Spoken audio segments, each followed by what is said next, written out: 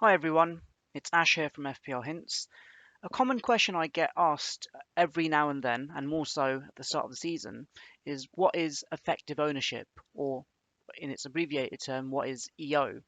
And I thought, you know what, I've got so many DMs, I've got so many mentions on Twitter about it, why not just do a video and literally show the difference between the actual ownership as shown on the FPL website or the app compared to what is effective ownership.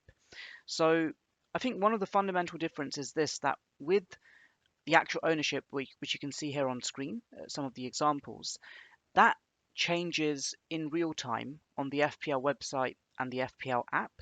Um, and at the same time, whilst that's all well and good, that's literally the ownership for every, across the board in FPL, regardless of what the rank tier is. And one of the downsides is that as the game weeks progress, there seems to be like a disengagement of FPL managers. So you could have this strange situation where there's an early bandwagon player who gets a very high percentage level, and then as the season progresses, the ownership still stays relatively high by comparison to other players who become the new bandwagons on FPL. And that's partly due to the fact that a lot of players may have just quit the game or don't update their team as regularly, so the ownership levels aren't truly reflective of what the ownership levels are for active and engaged managers. So effective ownership is something that factors in starting players that are being benched and also captaincy as well. So I'm going to come on to LiveFPL.net now, which is a well-known website for effective ownership. And here's a really good example on screen where you can see um, two different rank tiers. So you've got the top 10k and you've got the local top 100. So these are different rank tiers and they have different effective ownership. So in this instance, for those that registered their IDs the fastest at the start of the season, this just factors them um, into this particular table.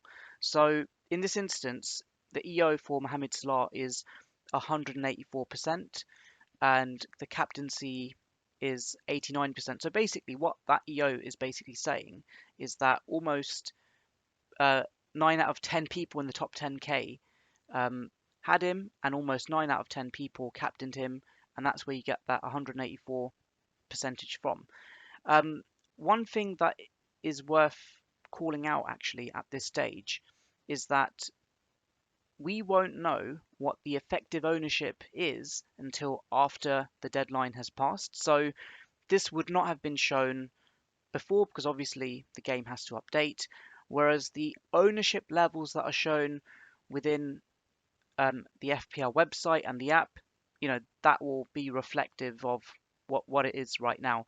And to be fair, in the early game weeks, you get a kind of indication because so many managers are engaged at this stage. Not many people have quit. That that's a very accurate reflection of um, what the levels are at the moment. So I think the fundamental difference is this: that apart from factoring in the starting 11, the bench, and the captaincy with effective ownership, you're basically seeing in real terms the ownership levels of the engaged and active managers. And you can see their trends and their patterns as opposed to the overall ownership levels that will literally factor in everyone from first in the world up to like 8 to 9 million.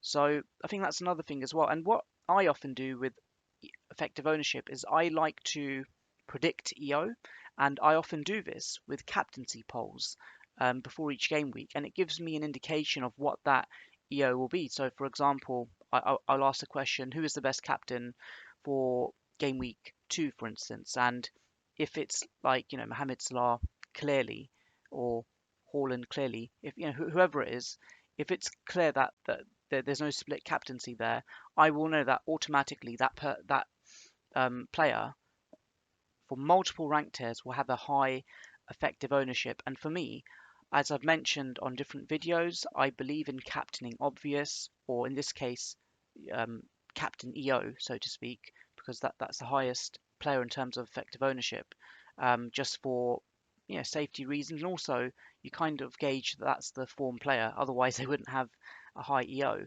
That's something that I do like to project and predict beforehand, but we won't know until the deadline passes after each game week.